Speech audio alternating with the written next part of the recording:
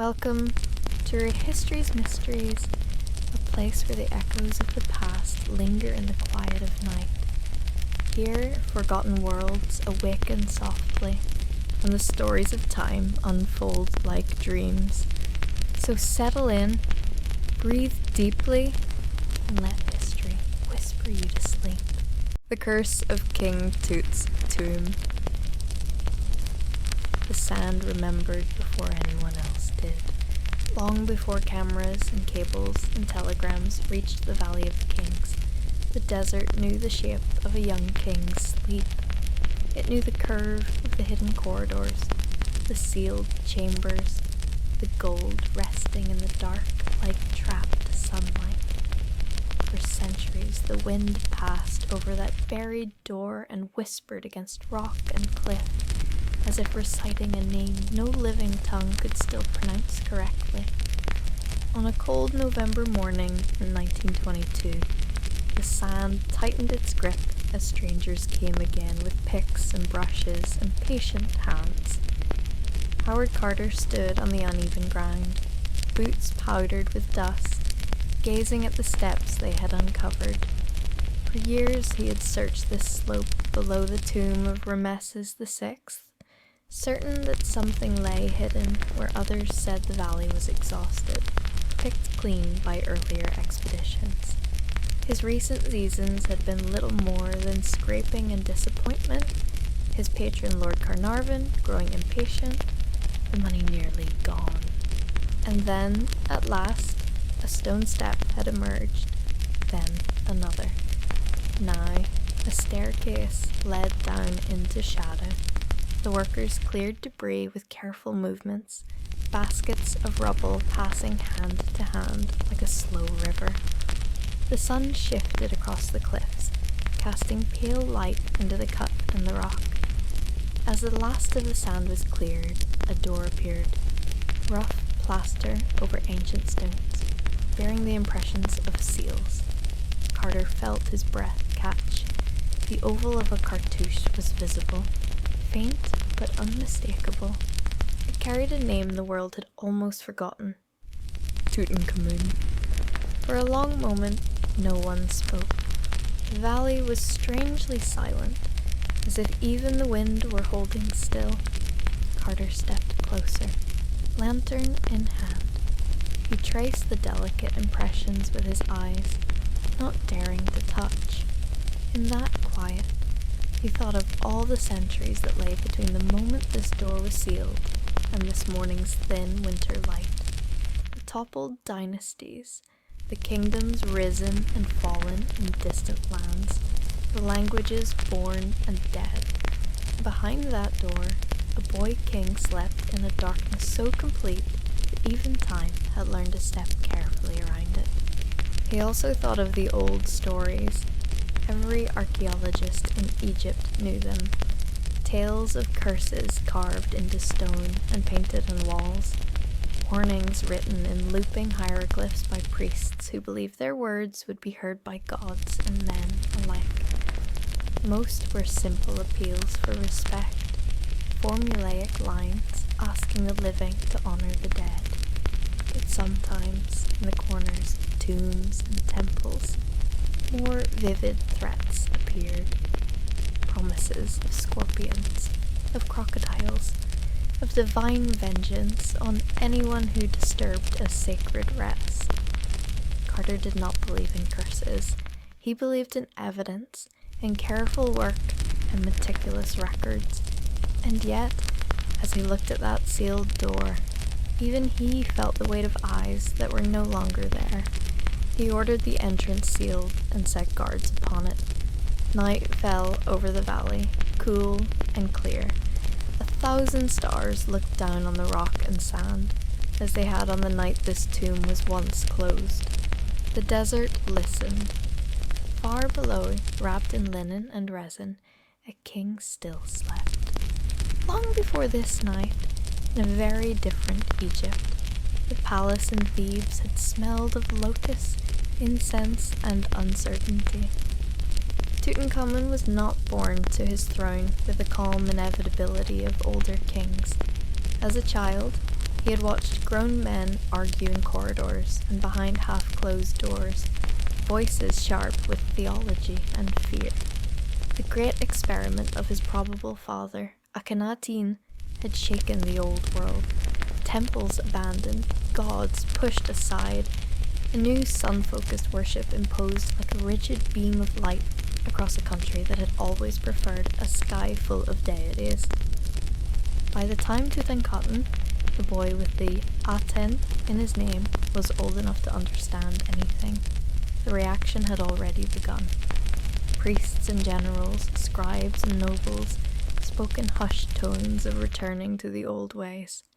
The boy's name itself changed, Aten becoming Amun, Tutankhamun, the living image of Amun, a child symbol of restoration. He remembered the first time an older priest bent low before him, eyes never quite meeting his. As he recited words the boy king did not yet fully understand. He remembered heavy crowns that made his neck ache, a taste of ceremony and ritual and duty. Behind the walls of the palace, musicians played, servants hurried with trays of food and wine, and the lives of common people in fields and villages went on almost unchanged. But at the heart of it all was a young body that would not last long. Tutankhamun limped sometimes, his left foot twisted, his hands delicate. He was not one of the broad-shouldered warrior kings carved on temple walls, smiting enemies in perfect symmetry. In private, when the doctors had gone and the prayers were finished, pain crept into his bones like unwanted company. He learned to smile through it, to stand when the rituals demanded he stand, to sit on gilded thrones with the dignity they required. He also learned fear, not of enemies at the borders, nor of rebellions in distant provinces, but of a quieter and more relentless thing, the awareness that his life felt fragile, as if some part of him were made of thin glass set in gold. In the cool hours of the night, when palace courtyards grew quiet, and the moonlight fell in pale sheets over the Nile, he would sit by open windows and listen to the water. He wondered what songs would be sung of him when he was gone. In the temple precincts, scribes bent over papyrus scrolls. They wrote names, titles, offerings. They wrote spells for the journey after death, instructions for heart and soul, maps for the pathways between worlds. In their script, ink was a kind of magic, the flowing black lines giving shape and endurance to breath and thought. Within those scrolls lay the beginnings of what would one day be called a curse. When Tutankhamun died, likely not yet 20, the palace did not wail openly at once. There was too much work to attend to, too many rituals to be performed correctly. Death in Egypt was not an abrupt end, but the start of a long and carefully managed transformation. The boy who had been a king needed to become a god, or something close to it. In workshops along the Nile, goldsmiths hammered sheets of precious metal, soft and resonant. Artists carved wood and stone. Glassmakers shaped amulets in deep blues and greens, colors of the Nile and the sky. Linen was prepared in vast quantities, fine and white, to wrap the royal body in layer upon layer of protection. In a hidden valley on the west bank, workmen chiseled deeper into the rock, expanding a tomb that may at first have been intended for someone else. The corridors were carved quickly, but with care, the burial chamber painted in bright pigments that would glow in lamplight as priests chanted the words that guided a soul into eternity. Among those who labored in the half-lit tomb was a man named Menen, the scribe of the necropolis. His job was to supervise the writing of the spells on walls and coffins, to ensure that every hieroglyph was correct. A single misdrawn sign could, in theory, confuse a god or misdirect a soul. Menon believed, in the deep and quiet way of those who had known the old stories since childhood. He believed that words had power beyond the breath that spoke them and the ink that recorded them. He believed that a tomb, properly protected, could endure for all ages of the world, sheltering its occupant from hunger, darkness, and the restless dead. He also believed in consequences. One evening, after the other workers had left for the village and the lamps burned low, Menon remained alone in the burial chamber. The walls around him were nearly finished, images of the young king before various deities, scenes of offerings, of transformations from mortal to divine. The painted Tutankhamun held hands with gods whose names echoed back to the dawn of Egyptian time. Menon dipped his brush in ink and hesitated. He thought of the years to come, of greedy hands that might someday pry open this door, steal the gold, strip the king's grave goods, and leave his body exposed to dust and strangers' eyes. Egypt's own history told such stories. Older tombs had been robbed even in ancient times. Menon had seen broken coffins, scattered bones, burial chambers stripped bare. He'd felt the sadness in those violated places like a chill. Quietly, he began to write a line of words, not part of the standard funerary formulas, but born from his own fear and devotion. It was not a spell in the strictest sense. It was a warning, a thread of anger and plea braided together. It called on the gods of the West, on Anubis who watched over mummification, on the cobra goddesses of flame and venom, on the guardians who stood at the gates of the underworld. It promised that any who disturbed the king's eternal sleep without the proper rituals, without respect, would feel the wrath of those forces. He did not write the line prominently. He tucked it into a less obvious place along the base of a shrine, near the foot of a guardian statue. He wrote it the way one tucks a whispered prayer into a crack in a wall. When he was finished, he set down his brush and listened to the quiet tune. The air smelled of plaster, pigment, oil. Somewhere outside, faintly, came the sound of workers talking, a donkey braying, the small life of the village. Down here, in the cool heart of the rock, the king slept among images and words. Menon pressed his hand gently to the wall. Rest, Nebkeperura, he murmured, using the king's throne name. May those who love you remember. May those who would steal from you be turned away. He did not know that his small additions and the standard protective formulae of priests would one day become a single idea in distant minds. The curse of the pharaoh. Time moved forward in a slow, grinding way. Dynasties fell. Libyans and Nubians, Persians and Macedonians, Romans and Arabs would all, in their turn, walk the Nile's banks and claim power over the land. The old language changed shape, then went silent on the tongues of ordinary men. Temples were abandoned to sand and swallows, their columns standing in fields like forests of stone. In the Valley of the Kings, rock slides and drifting sand hid entrances. Some tombs remained known and were plundered again and again. Others vanished entirely from memory. Tutankhamun's small, cramped burial place, tucked in a spot later partly overbuilt by workers' huts and debris from other excavations, slipped into a deeper kind of obscurity. For long centuries, no human hand touched his painted walls. The curses, such as they were, slept with him. In the 19th century, strangers came from cold northern countries, fascinated by mummies and monuments. They cut great obelisks from temple courtyards packed sarcophagi into crates, and sent them floating down the river on boats. They admired Egypt's ruins, but saw them through a lens of their own desires, for knowledge, for prestige, for curiosity satisfied and stories told at their own firesides. From this fever grew Egyptology, a more careful, if still imperfect, study of the ancient land. Men came with notebooks and measured drawings, with methods that tried to be scientific, even as their hearts raced at the sight of gold.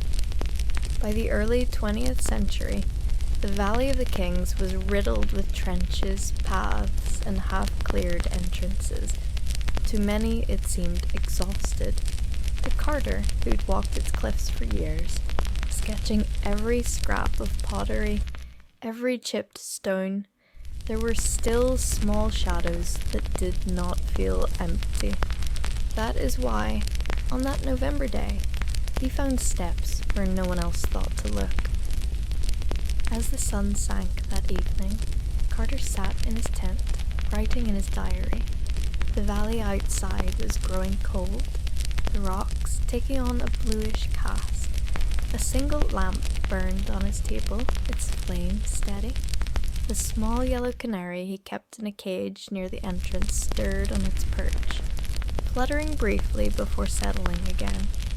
The bird had been a cheerful presence through long seasons of tedious digging. Local workers sometimes called it the golden bird, a bringer of luck. Perhaps, they said with half smiles, it would lead them to gold like itself.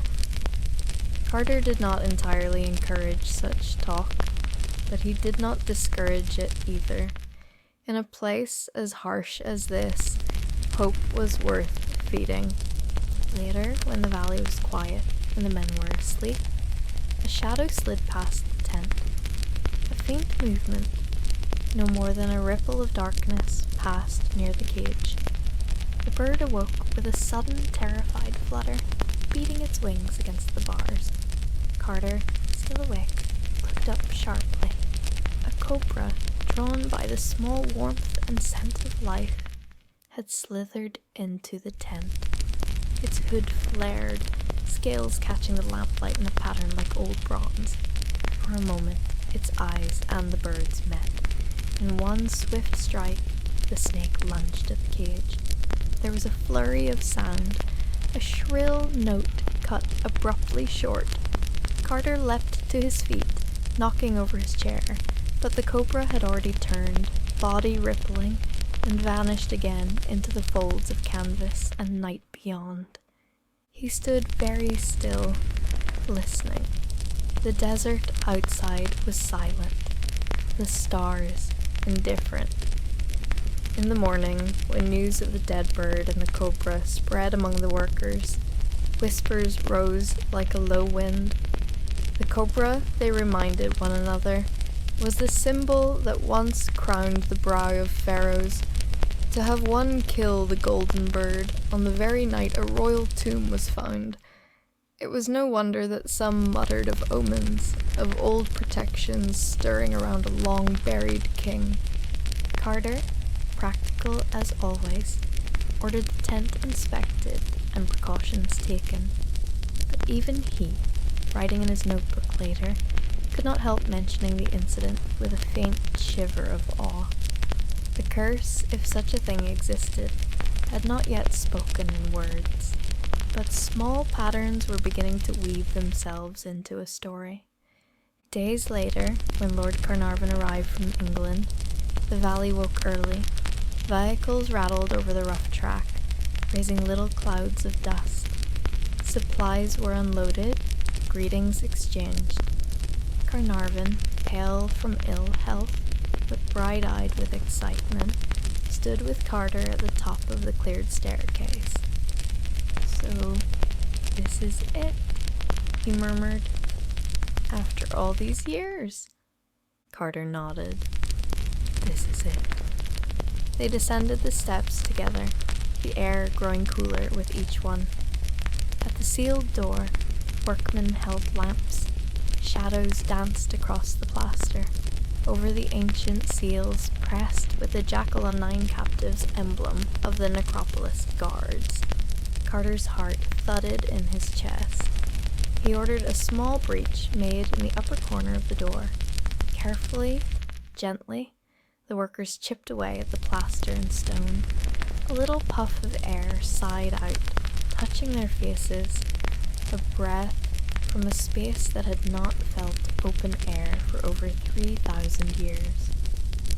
Carter raised a candle and slid his hand into the gap, widening it just enough to peer through. His fingers shook slightly as he shielded the flame and pressed his eye to the opening. At first, he could see nothing but darkness. Then, shapes began to emerge.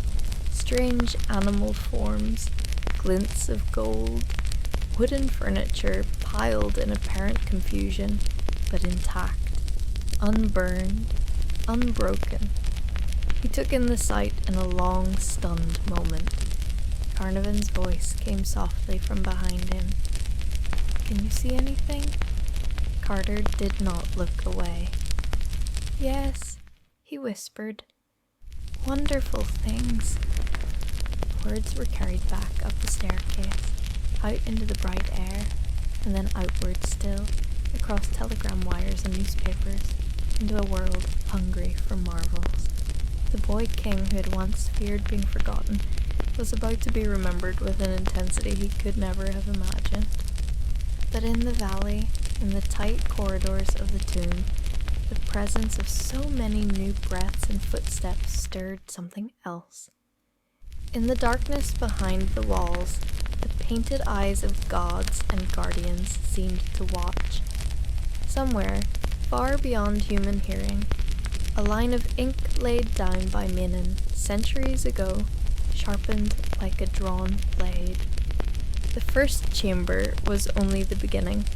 Once the officials from the Antiquities Service were present and the formalities observed, Carter and his team began the slow, careful work of clearing the antechamber. It was filled with objects, crowded together like the contents of a storeroom hastily arranged. Chariots with gilded poles, couches shaped like animals, boxes and chests painted with hieroglyphs and scenes of hunting and ritual. Everything was coated with a soft, intimate dust, as if the air itself had been sleeping. There was no sign of earlier looting, no smashed containers, no hasty damage. It was as though the tomb had been sealed and left untouched since the day of burial. As the lights of their electric lamps swung across carved surfaces and gold, the objects appeared and vanished in pools of brilliance and shade.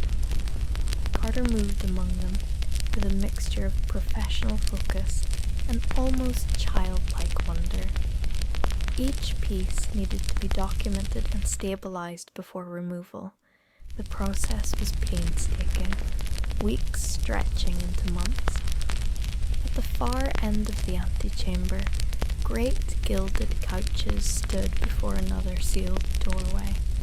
On it were plaster and seals again, with impressions similar to those on the outer door.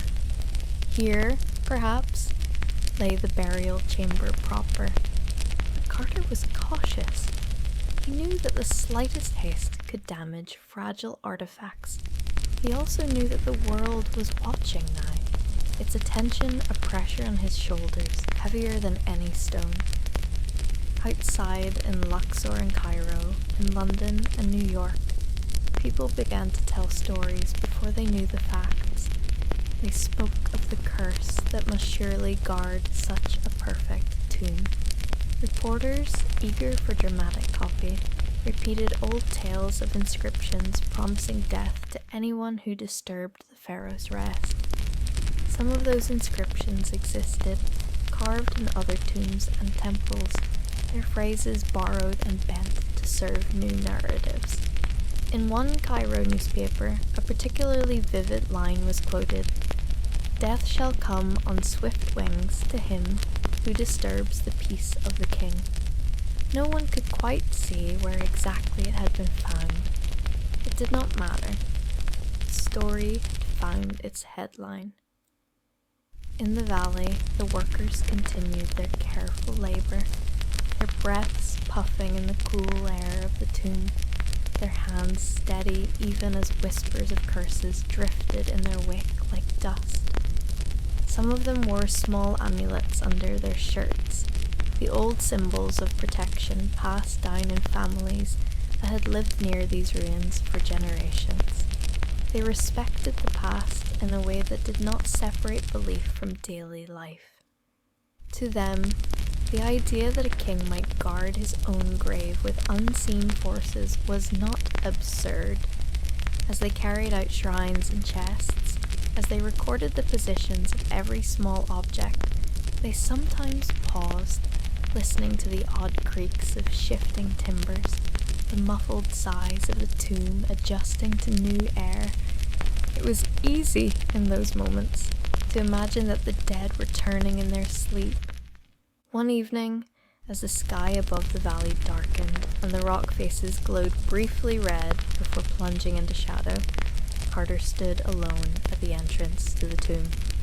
He looked down at the cleared steps, at the open door, at the flimsy wooden frame that now supported a canvas flap. He thought again of Minin, though he did not know his name.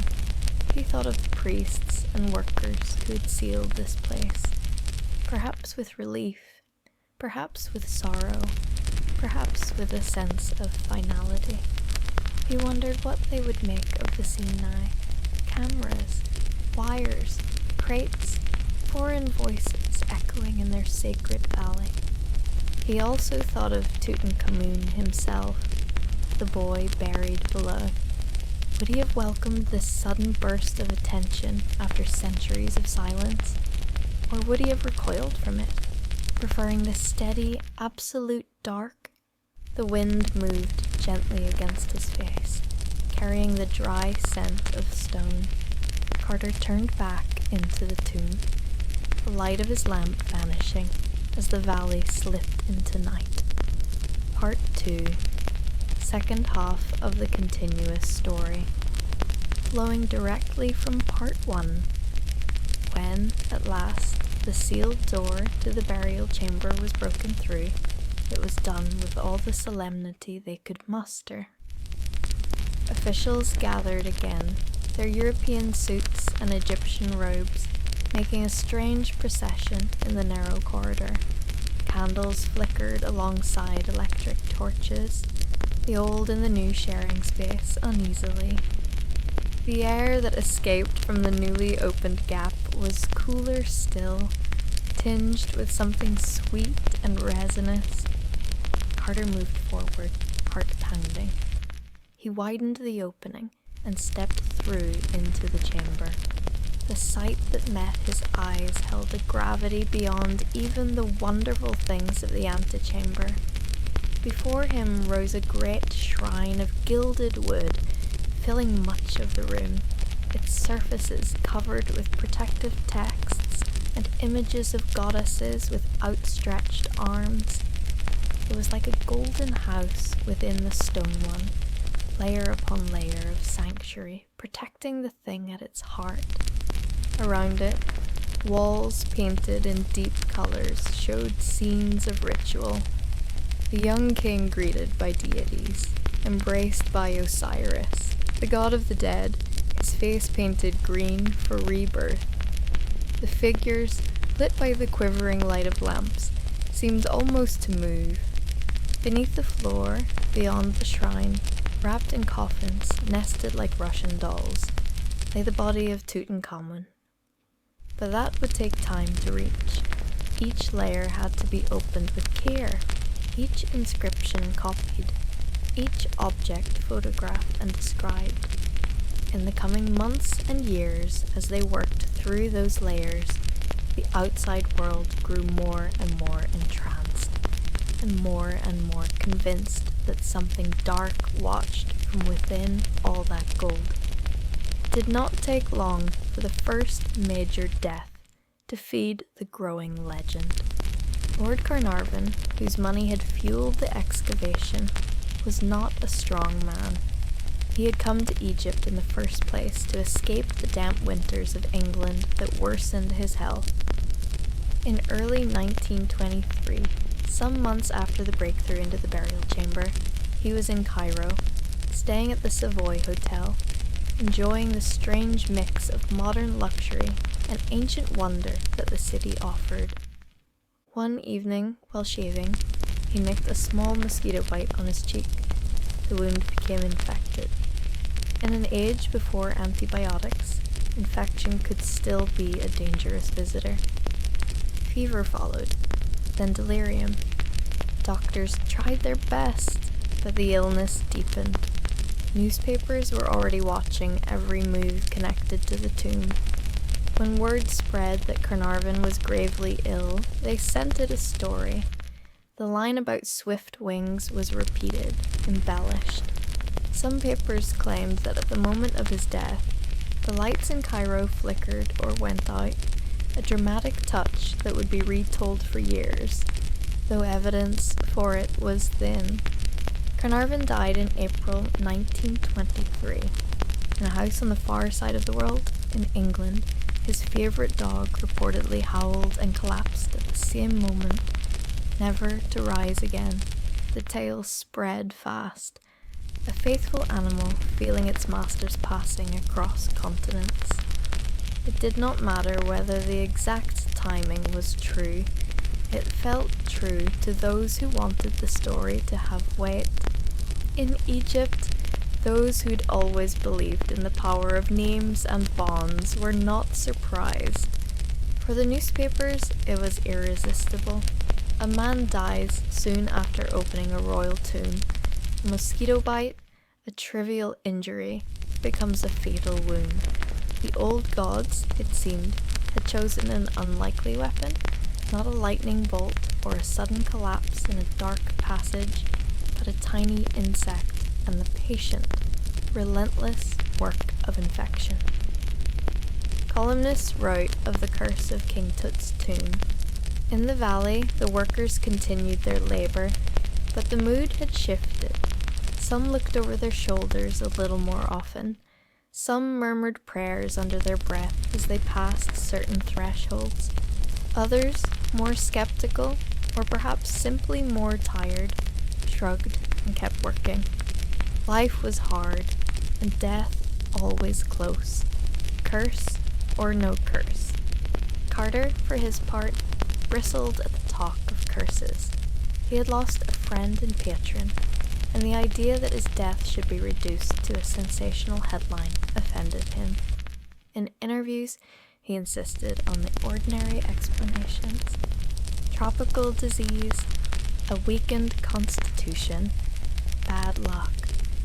Yet even he could not entirely escape the chill that came when, after a long day in the tomb, he returned alone to his tent, and the desert wind moaned around the guy ropes like distant voices.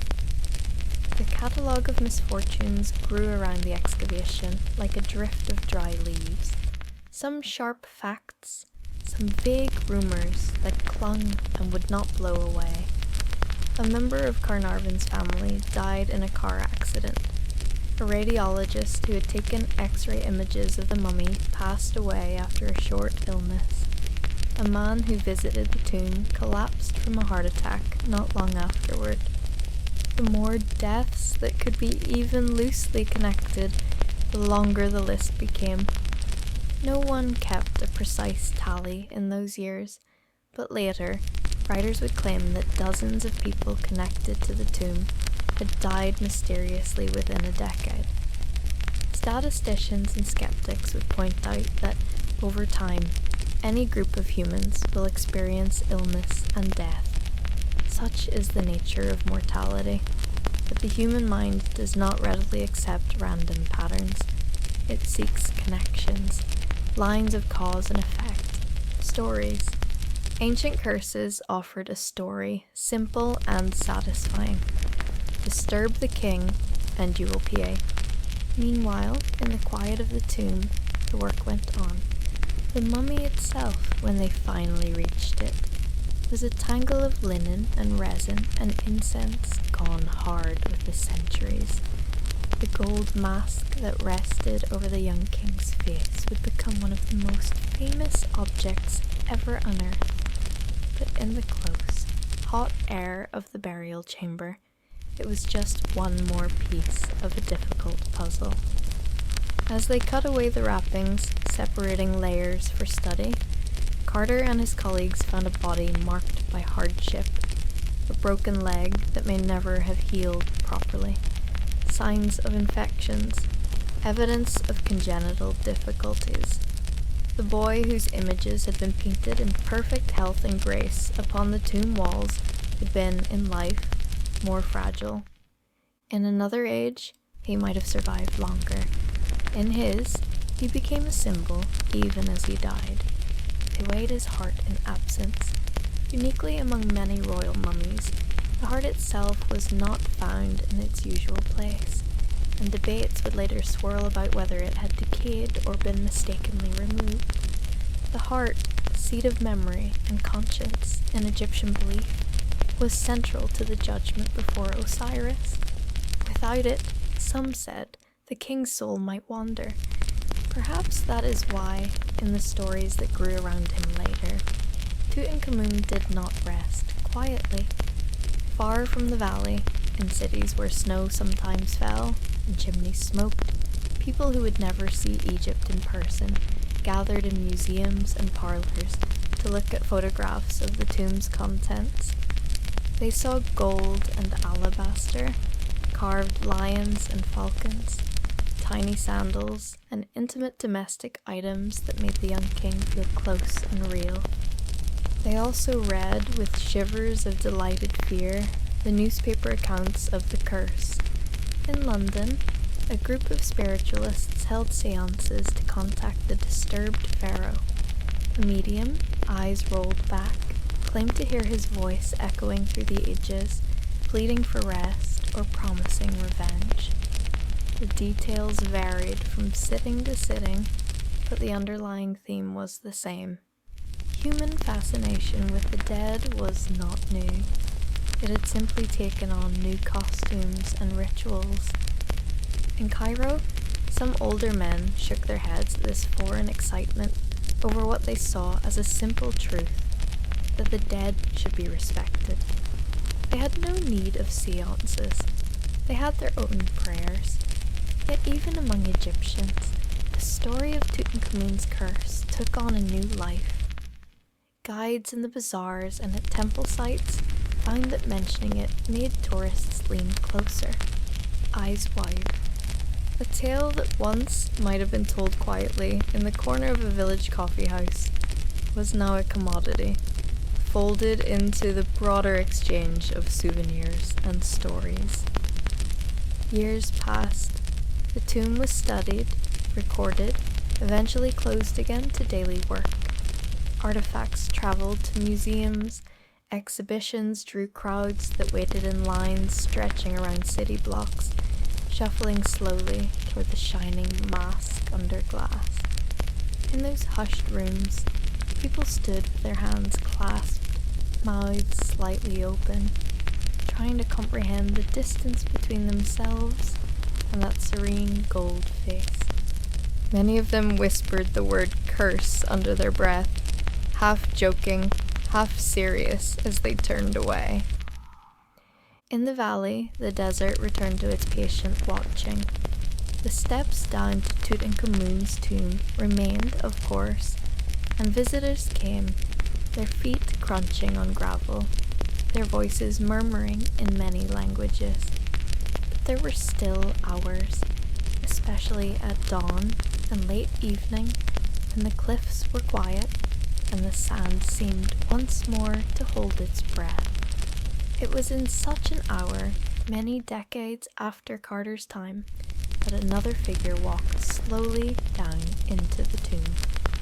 She was not an archaeologist in the 19th century sense, with a pick and a notebook, nor a tourist with a camera dangling from her neck. She was a conservator, part of a modern team working to stabilize the painted walls and fragile surfaces of the burial chamber.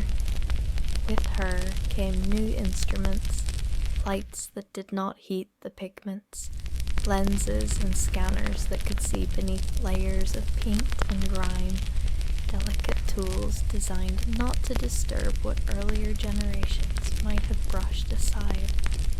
Her name was Layla, and she had grown up in Luxor, playing within sight of the same cliffs that had watched Carter all those years ago. As a child, she had heard the story of the curse in the half-serious way of local legends, tossed between kids as they dared one another to run nearer to the closed gates of the valley at dusk. As an adult, she knew better. Or said she did. She walked down the familiar steps into the tomb and felt the air change, becoming cooler, denser, like a held breath. Her flashlight beam ran over the carved doorways, the warnings and offerings written in a hand that had been dust for over 3,000 years. Entering the burial chamber, she paused, as nearly everyone did, in front of the famous mask, now replaced by a photograph and a replica. The original was in Cairo, in a controlled glass case, but the image here still held its quiet power. The golden face gazed outward with almond eyes, lips curved in a calm expression that could be read as peace or distant amusement. Layla had seen it countless times, but this morning, alone in the chamber, she found herself bowing her head slightly, as if in greeting. "Good morning, Neb Kippur-Ra," she murmured. Her voice sounded small in the painted room. She moved to the wall with the scene of Tutankhamun embraced by Osiris, reading once more the columns of hieroglyphs that accompanied it. The prayers and ritual phrases were familiar. What interested her, in a quiet, private way, were the smaller, more unusual lines, places where the scribe's hand had added something not in every tomb. Her fingers hovered near, not touching, tracing shapes in the air. There, along the base of an image of a protective goddess, was a line she had noticed before, but had never fully lingered on. It called upon the guardians of the West to turn away any intruder who came without offerings, without proper words, with greed in his heart. It promised that such a person's breath would falter, that his name would be forgotten, that his path would be troubled in ways he could not foresee. Was it the curse? Not in the modern dramatic sense. It was one of many protective formulas, one thread in a web of spells meant to safeguard the king in his journey. But it had a certain sharpness to it, a certain edge. It made it easy to imagine that Menon or someone like him had written it with clenched jaw and fierce devotion. Layla read the lines softly in the old language, letting the consonants and long vowels roll off her tongue in a way no one had done for thousands of years. The sound felt strange and right all at once, like stepping into cool water. As she spoke, a faint draft brushed her cheek. She paused, the last syllable hanging in the air. The tomb's climate was carefully controlled. Fans and systems worked quietly in nearby passages, but the burial chamber itself was usually very still. She turned, shining her light toward the doorway, seeing nothing but the familiar painted figures and the dim glow of the corridor. "Just air," she whispered to herself, though her skin prickled. She went back to her work, examining small areas of flaking pigment, noting them on her tablet. Outside, the day warmed. Visitors would soon begin their slow procession through the valley, but for now, she remained the tomb's only living guest. In the spaces between her careful movements, she found her thoughts drifting. Did she believe in the curse? No. not in the idea that a pharaoh reached out from the afterlife to swat down specific individuals. She believed in structural damage, microbes, the randomness of bacteria in a cut. She believed in human error, and the stress of international attention on men already ill, like Carnarvon. She had read the statistical analyses that showed the lifespans of those involved in the excavation were not significantly shorter than those of their peers, and yet she also believed that words had power, not magic in the sense of lightning bolts, but power to shape minds, to direct attention, to create patterns where none might otherwise be noticed. The ancient curse, once translated and told, had become part of the tomb story in a way no single object could be.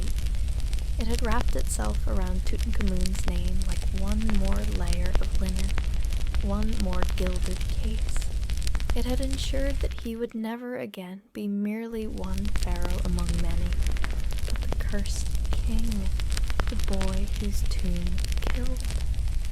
Perhaps, Layla thought, that was its truest effect, not on bodies, but on memory. She set down her tools and sat for a moment on the low stool, looking up at the painted face of the king. "Is this what you wanted?" she asked softly, half smiling. "To be famous this way?" The silence that followed felt thick, but not unfriendly. In another time, in a night long before Layla's birth, Menon the scribe had stood in the same room, though the shrine and sarcophagi had still been in place. He had watched the final rituals, the priests passing between flickering lamps, their voices chanting in tones that rolled through the chamber like waves. He had smelled incense, the sharp tang of natron, the wax of candles. He had not known the name of every god invoked, but he had felt the weight of their presence in the rhythm of the words. Later, when the last priest had departed, and the heavy door had been sealed from the inside for the final time, Menon had pressed his palm again to the wall and whispered his own quiet farewell. The young king he had helped to guide into eternity would, he hoped, be safe. The curses, he would never have called them that, but the protections were in place. He could not have imagined that 3,000 years later, another scribe of sorts with a tablet instead of a papyrus would stand in the same spot and read his lines aloud. If he had, he might have wondered whether that too was part of the protection. The ensuring of remembrance, the refusal to let the king's name vanish into the endless dark of history. Outside, in the bright world of the 21st century, buses idled, tour groups gathered, guides raised small flags to keep their clusters together. People checked their phones, adjusted hats, emptied sand from their shoes. They were far from the era of Carnarvon's mosquito, yet the old stories still clung. "Avoid touching the walls," the guide would say in accented English, out of respect, and also, perhaps, to avoid the curse. The last word would be delivered with a half laugh, a little theatrical shiver. The group would murmur, some rolling their eyes, some smiling, some privately convinced that there were forces out here older and larger than themselves. Later, as they sat in hotels by pools or flew home across continents, they would tell friends and family, "I saw King Tut's tomb." They might add, with a chuckle, "I survived the curse." In that way, they made themselves tiny characters in the story. Every story needs new tellers to stay alive. The curse, whether real or not, had ensured that Tutankhamun's story would be told again and again in languages that did not exist when he breathed. Back in the burial chamber, Layla finished her notes. She rose, stretching slightly. Even short hours in the low-ceilinged room could knot the muscles of her back. She gave the painted king a small, almost conspiratorial look. "I'll come back tomorrow," she said. "We'll fix that crack near your shoulder." No more peeling. She turned off her flashlight, leaving only the soft, carefully controlled illumination set in place for visitors. The colors on the walls shifted subtly, shadows pooling at the edges of scenes. As she stepped toward the door, she paused, feeling suddenly that someone stood just behind her shoulder, leaning in as if to see what she saw. The sensation lasted only a heartbeat. She considered turning, then smiled at herself in the empty air and walked out, her footsteps soft on the ancient floor. The tomb was quiet again. In that stillness, time folded in on itself. Minan's hand releasing a dried reed brush, Carter's hand holding a candle near a broken seal, Carnarvon's hand lifting a cigar in a Cairo hotel before the mosquitoes bite, Layla's hand tracing hieroglyphs without touching, countless visitors' hands hovering, hesitating, then drawing back in respect or fear, and beneath it all, the wrapped hands of the boy king crossed over his chest, adorned with rings and bracelets, fingers thin but carefully posed. If there was a curse, perhaps it was not a beam fired outward from a wrathful afterlife, but a gravity drawing all these lives into orbit around a single, brief one. It pulled stories toward itself. Menon's protective anger, Carter's stubborn perseverance, Carnarvon's unlucky wound, Layla's careful reverence, the breathless accounts of journalists, the wide eyes of children in museums. The desert heard them all. Outside, the wind moved along the cliffs, lifting grains of sand that had once been a part of mountains, and would, in time, be dust so fine it would coat the insides of forgotten rooms. It slipped through cracks and around boulders, singing in a voice too low for human ears. In that rustle was the memory of a palace by the Nile, where a limping boy looked up at the stars and wondered whether his name would endure. In that murmur was the echo of a scribe's whispered promise that those who came with greed would be turned away. In that susurration was the faintest trace of laughter, perhaps at the idea that anyone could ever fully control how they were remembered. The tomb of Tutankhamun remained where it had always been, carved into the living rock of the western bank. Within it, painted walls glowed softly under careful lights, words written in a script that once changed the world still clung to the plaster, their meanings carried forward by patient readers across thousands of years. Visitors came and went. Some left with sand in their shoes and a new curiosity about history.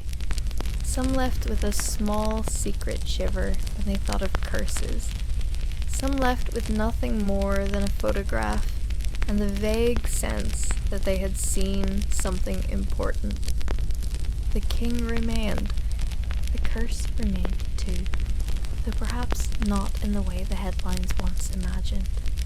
It lived in the stories that would not die, in the way the world could not quite stop talking about a young man who ruled briefly and then vanished into the earth, only to be raised again not in flesh, but in gold and ink and breath. And as long as those stories were told, around campfires, in classrooms, in documentaries murmured late at night to people drifting toward sleep, the boy king's heart, whether or not it lay in his chest, continued to be weighed and found present.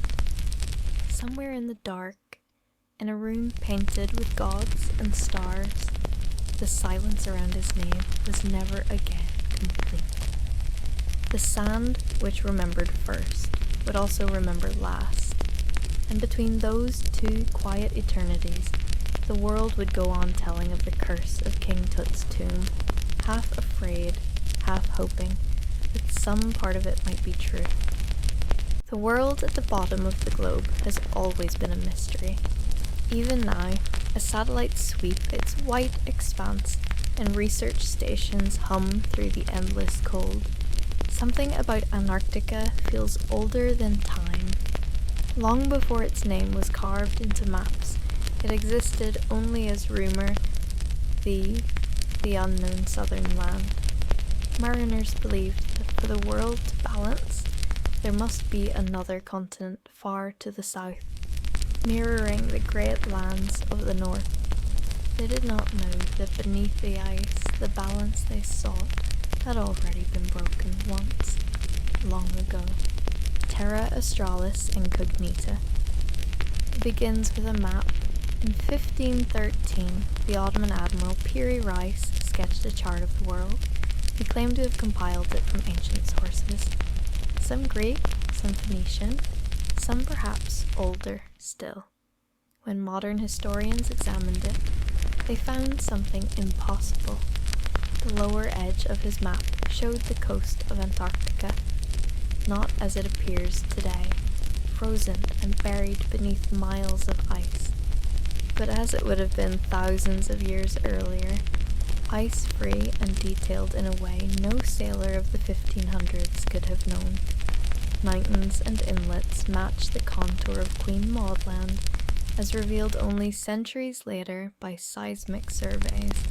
How could a 16th century admiral have known the shape of a continent lost under 2 miles of ice?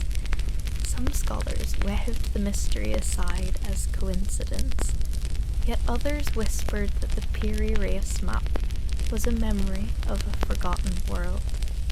In the early 1800s, explorers such as James Cook and Fabian von Bellingshausen circled the southern seas. Their journals spoke of endless pack ice, of days when the horizon itself froze into glass. Yet among their notes lay an unease.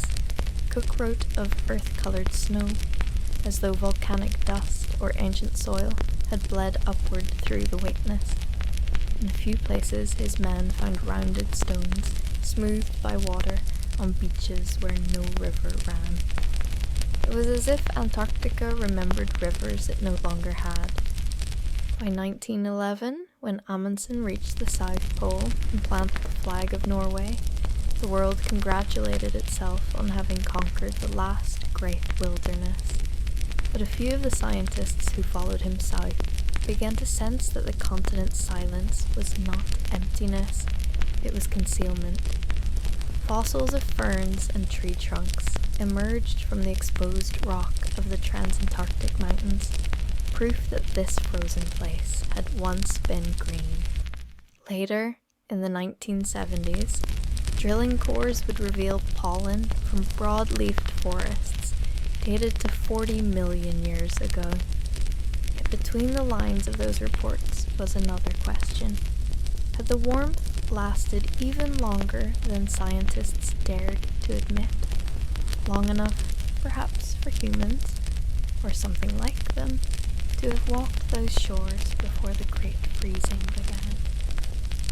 In 1939, a German expedition landed on the Queen Maud coast. Officially it was for whaling and mapping, but among the documents later declassified after the war, there were photographs of geometric shadows under the ice. Triangular forms too regular to be natural. Some dismissed them as crevasse illusions. Others, especially those who had seen the Piri Reis map, believed they had found the outline of ancient structures buried in the glacial crust. Half a century later, when satellites began measuring gravitational anomalies, they detected strange densities beneath that same region, shapes of stone unlike mountain ranges, clustered in hexagonal patterns beneath miles of compacted ice. To the public, these results were written off as data noise. Yet a few researchers quietly passed the coordinates from one generation to another. The secret that linked them was a name found in an Egyptian fragment, the Nasura Tables, a set of broken inscriptions describing a land south of all lands where the gods had once hidden their halls. The hieroglyphs spoke of frozen waters above mountains and pillars that sleep beneath the white sky. For centuries it was assumed to be myth, perhaps a poetic metaphor for death, but the tables also included a sequence of star positions corresponding to roughly 10,500 BCE, the same alignment recorded on the Giza Plateau. If both sites referred to the same epoch, the implication was staggering. Civilization, as we define it, did not begin in Sumer or Egypt, but somewhere else, long before the last ice age ended. Modern geology tells us that around 12,000 years ago, Earth's climate changed abruptly. Ice sheets collapsed, sea levels rose, and entire coastlines vanished. To most historians, this is the boundary between prehistory and history, the dawn of agriculture, the birth of settled life. But to a handful of fringe scholars and explorers, it marks something else. The erasure of a world advanced enough to leave maps, myths, and perhaps ruins, now locked beneath Antarctica's frozen cap. In 1958, when the International Geophysical Year opened Antarctica to global scientific collaboration, several nations began deep core drilling to study ice strata. One Soviet team working near Lake Vostok detected odd temperature gradients and magnetic interference. Their logs mention artificial heat signatures more than 2 miles down, as though some metallic body, warmer than its surroundings, lay buried there. The report was quietly sealed, and the team relocated. When Western scientists requested the raw data, they were told it had been lost in transmission. Decades later, satellite radar confirmed the existence of Lake Vostok itself, a vast body of liquid water trapped beneath 4 kilometers of ice, isolated for millions of years. And yet, at its eastern edge, sensors detected straight lines and right angles along the lake bed, the geometry of architecture, not geology. In 1999, a joint Russian-American project attempted to lower instruments through a borehole toward the subglacial lake. The feed transmitted for only seconds before cutting out, but those seconds were enough to show what looked like carved basalt walls descending into darkness. The images were dismissed publicly as noise, pixel artifacts. Unofficially, they were copied and stored under restricted classification. What lies beneath Vostok is still unknown, but some of those who saw the first data spoke of an arrangement resembling a city grid extending for kilometers. The idea of an Antarctic civilization was once dismissed as fantasy, a companion to legends of Atlantis. Yet if one steps back and reads the evidence not as myth but as memory, the pattern becomes harder to ignore. Cultures from Egypt to the Andes preserve tales of luminous teachers, of gods who arrived from a land of ice, teaching astronomy and geometry, then vanishing when the world drowned. The pre-Incan legends of Viracocha, the Sumerian accounts of Enki, even the Hopi stories of the ant people, all speak of a race that survived a great flood by retreating beneath the world. Could these be echoes of refugees from a continent destroyed by the sudden onset of ice? Geologists studying Antarctica's crust have long noted its peculiar thickness, as if vast constructions or dense foundations once underlay it. The continent's bedrock is divided into 2 masses, East and West Antarctica, connected by a rift valley filled with volcanic ridges. Some seismic readings show cavities hundreds of meters tall within those ridges. Officially, they are lava tubes.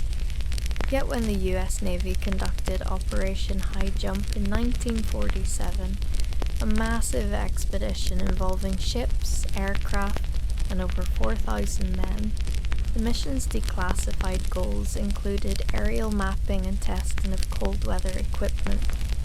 Unofficially, its logs described flights encountering sudden warm air pockets, fog banks that interfered with compasses, and glimpses of dark openings in the ice cliffs. Admiral Byrd, who commanded the operation, later wrote in a private note that he had seen a land beyond the pole, lush and green, over which flew creatures unlike any known. Critics dismissed this as exhaustion or poetic metaphor, but Byrd's words, written before his death, include coordinates that point directly toward the sector where those gravitational anomalies still persist. Scientists today insist Antarctica has been buried beneath ice for at least 14 million years, but ice cores are dated by trapped atmospheric gases, not by the materials below. If a rapid crustal shift displaced an earlier temperate region southward, a theory proposed by Charles Hapgood in the 1950s and once endorsed by Einstein himself, then the civilization that mapped its coastlines could indeed have existed within human memory, later frozen in place when the continent slid into polar latitudes. Einstein's marginal note to Hapgood reads, "I find your idea fascinating, and it could explain much that otherwise appears impossible." To many, it remains just that, impossible. Yet explorers who have stood on the ice know that Antarctica defies ordinary time. In the silence between katabatic winds, there are moments when the air itself seems to hum, as if resonating with something buried deep below. Late in the austral summer of 2016, a Chilean research outpost detected low-frequency vibrations that repeated every 19 hours. Seismographs traced them to a point beneath the Wilkesland anomaly, a region already known for its magnetic irregularities. The waves pulsed like a mechanical rhythm, not a natural tremor. When the recordings were analysed, the pattern matched the mathematical ratio of 3 to 2 to 1, a harmonic sequence often used in ancient architecture. The following year, satellite imagery of that same zone showed a circular depression nearly 400 kilometers wide, partially obscured by snowdrifts. To the untrained eye, it looked like an impact crater, but its edges were smooth, its center unusually flat, as if not from a collision, but from subsidence. Beneath it, gravity readings suggested a dense metallic structure 3 kilometers down. No natural process could explain its symmetry. When this data reached a handful of independent analysts, one of them, a geophysicist named Dr. Lena Voronin, compared the dimensions to known ancient sites. The ratio of its diameter to depth matched precisely that of the Great Pyramid of Giza, magnified 1,000-fold. She proposed that both were built upon the same geometric principles, a planetary grid once mapped by a civilization that understood Earth's energy lines. Her paper was quietly withdrawn from publication. Within months, she accepted a private research position in the Southern Hemisphere. She has not been heard from publicly since, and so the story returns to silence. The same silence that has always cloaked Antarctica, the silence of white horizons and buried time. But beneath the weight of ice and secrecy, the pattern remains. Maps that should not exist, magnetic fields that hum with artificial order, legends that converge on a single idea that our history began, not in the Fertile Crescent, but on a continent now locked in eternal winter. The ice does not forget, and in its depths, the past waits, preserved in crystalline stillness. The ice does not forget, It holds every flake of fallen snow, every breath of vanished air. Layer by layer, year by year, it keeps its memories in silence. Beneath that silence, something older than memory still sleeps. In the Austral winter of 2017, a multinational team quietly assembled under the guise of climate research. Their true purpose was buried within encrypted funding documents. Subglacial Structure Survey, Wilkes Land Sector. The team's base sat on a plateau of compressed snow, its prefab walls groaning in the wind. There were 12 of them, geophysicists, engineers, linguists, and one historian whose name appears nowhere in the official record. They were told they would be drilling to sample ice composition.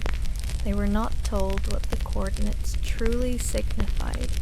The borehole descended through 3 kilometers of ice, a smooth column of darkness lined with sensors. For days, the readings were normal. Pressure, temperature, mineral content. Then, one evening, the seismograph spiked. A pulse rippled upward from below, steady, rhythmic, like the heartbeat of stone. Instruments registered an energy surge, brief, faint, but organized. The historian, a quiet man named Avery Holt, noted in his field journal, "The pattern repeats in harmonic thirds. This is not seismic noise. It is intention." When the drill reached bedrock, the bit struck something smooth, metallic, hollow. For a long moment, no one spoke. The geologist on duty wiped frost from the monitor, staring at the reflection of an impossible surface. Polished, curved, neither rock nor ice. They withdrew the bit, lowered a fiber optic camera, and saw darkness giving way to geometry. Parallel grooves intersecting at perfect angles. A doorway. Orders came from the sponsoring agency to halt operations and await instructions. Instead, the team sealed the radio room and continued. Their final transmission, later leaked, contained 4 words before static consumed it. "We are inside now." No official recovery team ever reached that site. Weeks later, a satellite flyover recorded that the entire outpost had collapsed into a sinkhole more than 100 meters wide. The coordinates were declared unsafe for further drilling. Yet in 2019, a Swedish research drone skimming low across the region captured faint magnetic interference at the same location, an oscillating field still active beneath the snow. What the lost expedition found has never been verified, but fragments of their data cache, recovered from a secondary server in Christchurch, revealed a series of images. Corridors carved from black basalt, their walls inlaid with metallic filigree that glowed faintly blue. One frame showed symbols etched into stone, spirals, triangles, and a form resembling an eye enclosed within concentric circles.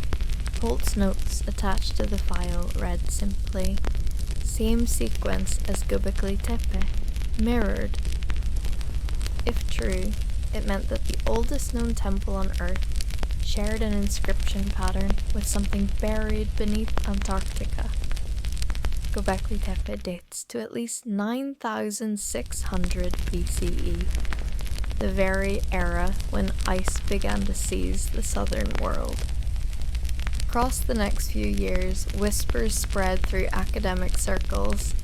A handful of climatologists who had analysed deep core anomalies were reassigned or retired abruptly. One, Dr. Amira Chen, gave a single interview before vanishing from public life. "The isotopic data doesn't lie," she said. "Something released heat from within the continent about 12,000 years ago, fast enough to melt localized sections from below. Not volcanic, not tectonic. Controlled, as if the land defended itself." When asked what she meant, she only replied, "There are mechanisms under that ice older than us." The notion of mechanisms would have seemed absurd a century earlier, but radar mapping in the 2020s uncovered regular rectangular voids stretching in linear paths hundreds of kilometers long beneath the Ross ice shelf. Officially, these were interpreted as subglacial channels. Unofficially, a few analysts compared their spacing to the street grids of ancient cities. One even overlaid the pattern upon a transparent projection of Plato's description of Atlantis. The ratios matched within 5%. The legend of Atlantis had always pointed west, toward the Atlantic, yet Plato's original Greek text never specifies an ocean, only beyond the Pillars of Heracles, southward where ice and fire meet scholars. Later assumed this meant the Strait of Gibraltar, but some linguists now argue that beyond the pillars could refer to the southern pillars of the world, the limits of navigation, the edge of the known sea. Perhaps he meant the Antarctic. In 2024, during an unprecedented heatwave, a section of the Thwaites Glacier calved, exposing dark stone beneath. Satellite photographs showed angular formations protruding through the ice, rectilinear, tiered, distinctly architectural. Within days, the imagery was scrubbed from public databases, replaced by lower resolution composites. But not before several researchers downloaded the originals. One geologist described the formations as step pyramid fragments the size of city blocks. Another noted an unmistakable feature, a colossal archway oriented toward true north. True north, not magnetic. Whoever built it had understood planetary geometry long before compasses existed. The story might have ended there, folded into myth again, if not for what followed. As the glacier retreated further, a subglacial cave opened near the Weddell Sea. Inside, expedition drones recorded air temperatures far above freezing and a faint luminescent haze. When the footage was analysed, it revealed crystalline pillars rising from an obsidian floor, each carved with glyphs that pulsed faintly, almost like breathing. Spectral analysis suggested the light came from bioluminescent microorganisms, but the pattern of their glow repeated mathematical sequences found in human DNA. No one could explain how life had survived there, sealed off for millennia, yet perfectly adapted to emit coded light. Some speculated that these organisms were descendants of surface species trapped during the sudden glaciation, evolving in isolation. Others whispered that they were engineered, biological recorders left behind by the civilization that vanished. The oldest myths on record, Sumerian, Mayan, Egyptian, all speak of beings who preserved knowledge through light and sound. Perhaps in this cave beneath Antarctica, that metaphor had always been literal. Holt's recovered journal pages end abruptly, but his final entry reads, "Language is vibration.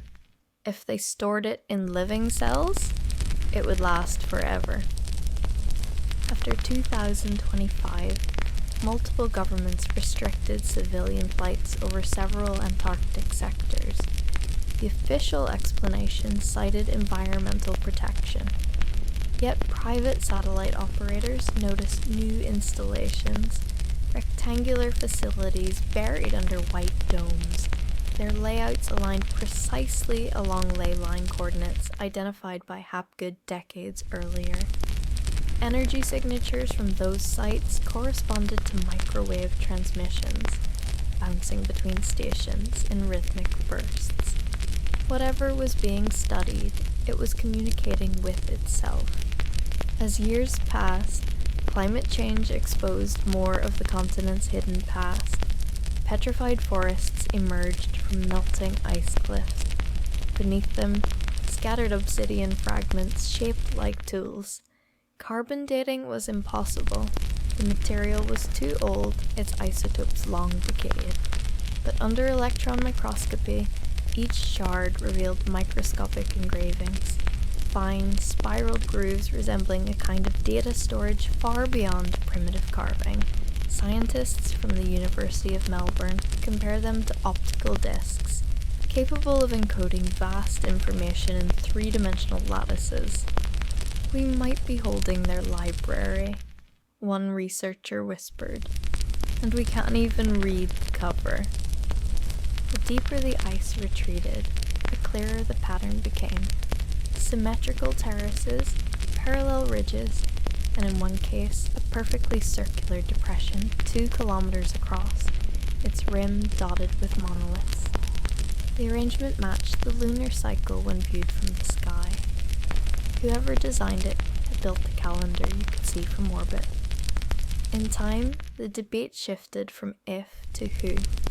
Some believed these were the last survivors of an antediluvian culture that spanned the globe, a civilization destroyed by its own mastery over nature. Others proposed that what lay beneath the ice was not human at all, but something that preceded humanity, guiding its evolution through encoded myth. Yet the quiet consensus among those few who had seen the data firsthand was simpler, and perhaps more haunting, that our ancestors once knew this place, called it home, and lost it to a catastrophe they could neither prevent nor fully forget. When people settled again in warmer lands, they carried fragments of that memory, stories of floods and shining teachers, of stars that guided builders to recreate what had been lost. Egypt's pyramids, Tiwanaku's temples, the Nazca lines, even Stonehenge, each a faint echo of the geometry first perfected in the far south. The blueprint of civilization itself may have been Antarctic in origin. By 2035, an independent research collective named Project Eternum announced a startling discovery. Beneath the Ameri ice shelf, sonar readings revealed a vast dome structure composed of interlocking hexagonal plates. Each plate resonated when struck by seismic pulses, producing harmonic tones that modulated across frequencies similar to human speech. When the team transmitted simple sine waves back into the ice, the structure responded, altering its frequency as if in dialogue. Within hours, the collective's online data feed went dark. Official channels denied the experiment had ever occurred, but a backup of the transmission, circulated quietly among academics, captured the final exchange. The returning signal formed a pattern that, when converted into visual spectrum, revealed a single image, a spiral galaxy centered upon a triangle pointing upward, mirrored by another pointing down, the symbol of above and below. As above, so below, the oldest sign of balance. It was as if the ice itself had spoken, reminding us that what was lost still endures in reflection. Today, Antarctica remains closed to nearly all unsanctioned exploration. Researchers work under strict observation, their findings filtered before publication. Yet satellite anomalies continue to appear. Heat blooms where no volcanoes exist, magnetic lines that pulse in sync with lunar cycles. Every decade, new theories emerge and fade, but the whispers persist. The map was right. The myths were memories. The ice is only a veil. If one could stand at the South Pole on a windless night and listen closely, perhaps they would hear it, the faint hum rising through the frozen earth, like the low note of an immense instrument tuned to the heartbeat of the planet. Some say it is the cry of shifting glaciers. Others, the breath of a civilization dreaming beneath its own tomb. Imagine descending through the miles of ice, through centuries of snowfall compacted into translucent glass. The air grows warm, tinged with mineral sweetness. Below, light glimmers, soft, blue, alive. You step into a cavern vast as a city, its walls carved with spirals that seem to move when you breathe. A river of liquid water winds through arches of obsidian, reflecting constellations no longer visible in the night sky. In the center stands a pillar engraved with patterns that match the human genome. At its base, the words, or their ancestor, spiral inward. You became the memory, so the world would begin again. Perhaps that is the hidden truth of Antarctica. Not merely a lost civilization, but a seed vault of consciousness, preserved in ice until humanity was ready to remember. Every myth, every fragment, every inexplicable leap in knowledge may be echoes awakening as the planet warms and the veil thins. And maybe, one day soon, when the last sheet of ice slips into the sea, the halls beneath will breathe again, machines will hum, lights will rise, and the forgotten architects of the world will look upon their descendants and know that the long winter has finally ended. Until then, the continent sleeps, its mountains whispering beneath auroras, its lakes sealed in glass, its truths frozen between time and silence. The wind that circles it carries an ancient rhythm, the same measured pulse, felt by every explorer who has ever stood upon its threshold. The ice does not forget, it waits, and somewhere deep within that waiting, humanity is listening back